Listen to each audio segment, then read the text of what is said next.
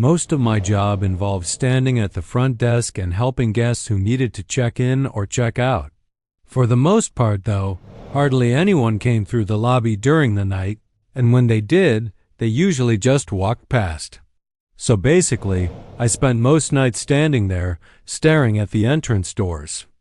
A pretty intense storm was going on outside, and usually when it was raining heavily or the weather was bad, no one would be entering or leaving the hotel.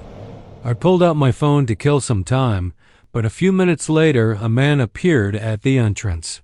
He walked through the first set of doors and then stopped in the small space between the two doorways.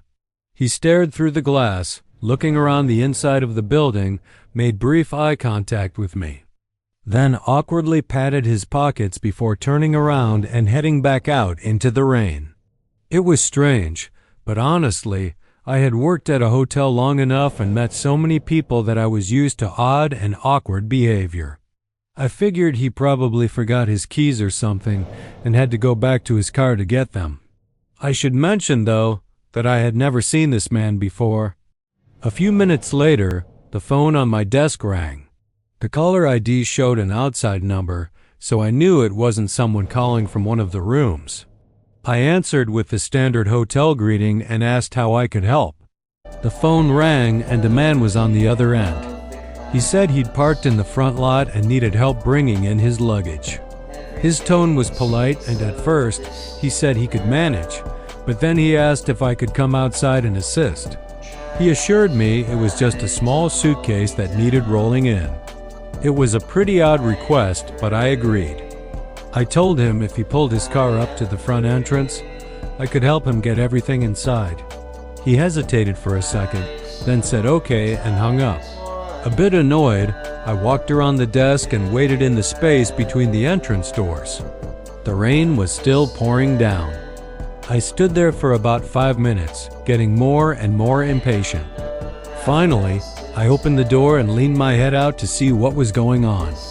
That's when I saw him, the same man from earlier, standing way across the parking lot. He was waving at me, signaling for me to come over to him. Immediately, a bad feeling washed over me.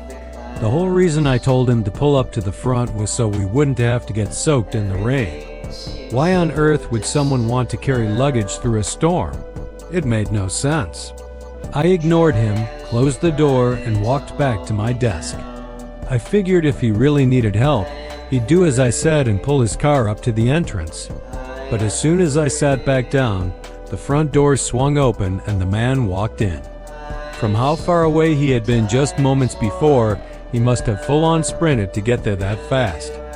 This time, he walked all the way into the lobby and stopped just a few feet from my desk, breathing heavily. He just stood there, staring at me. My heart started pounding. What did he want? Stay tuned for part 2 to find out what happened next. Don't forget to like and subscribe so you don't miss it. Thanks for watching. He walked in and immediately asked me the exact same thing he had on the phone to help him with his small suitcase. Of course, I gave him the same answer and told him he needed to pull his car up to the front entrance. But this time, he said he'd already taken the luggage out and didn't want to put it back. My gut was already screaming, but hearing that confirmed something was seriously wrong. I asked him if he had a room, explaining that I had to check him in before I could help him any further. He instantly got angry, like I had personally offended him just by asking. At that point, I'd had enough.